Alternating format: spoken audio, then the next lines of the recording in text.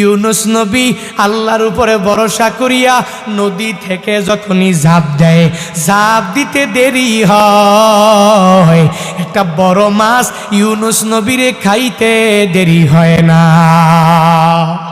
মূলত কুদরত কার? এ পরীক্ষাগুলো কার?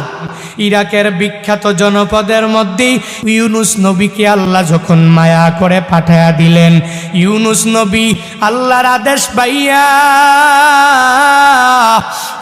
ওই বড় জনপদের মধ্যে যাইয়া যাইয়া ওই জায়গায় দেখি যখন কালিমার দাওয়াতগুলো দেওয়া আরম্ভ করে দিলেন, সবাইকে যখন বলে তোমরা মেনে নাও আল্লাহ সারা দুনিয়াতে কোনো মাবুদ নাই, আল্লাহর পক্ষ থেকে ইউনুস নবী আদেশ পাইয়া যখন সবাইরে দাওয়াত দেয়, 1 লক্ষাধিকেরও বেশি ওই জনপদের মধ্যে লোক সংখ্যা, কিন্তু একটা ব্যক্তিও ইউনুস নবীর প্রতিও ঈমান আনে না, কেউ কথাও মানতে চায় না, কেউ আল্লাহর প্রতিও ঈমান আনতে পারে না।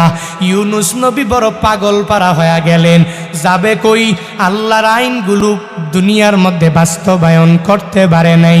পাগল পারা হইয়া এবার ইউনুস নবী বর্তমানে ইউফ্রেটিস, ওই সময়ে ছিল ফুরাত নদী, ওই নদীর পাশে যায়, নদীর পাশে যাইয়া যাইয়া নৌকার মধ্যে ইউনুস নবী উঠিয়া যায়, নৌকার মধ্যে উঠে উঠে নৌকা রওনা হয়ে গেল।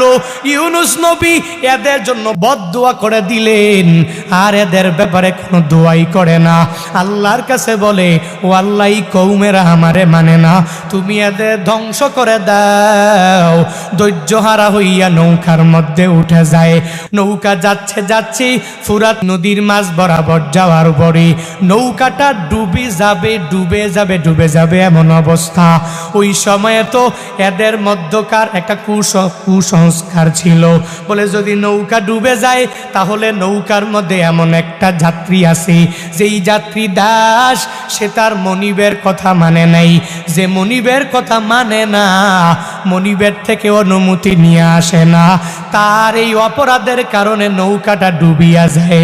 এবার তারা সবাই মিলিয়া ওই নৌকার মধ্যে একটা দাসকে বেছে নেওয়ার জন্য তারা লটারি দেওয়া আরম্ভ করে দিল। এতগুলো মানুষের মধ্যে লটারি দিয়া দিল। লটারি দেওয়ার পরে ইউনুস নবীর নাম প্রথমবার যখন চলে আসলো, প্রথমবার চলে আসার পরে এবার সবাই তাকে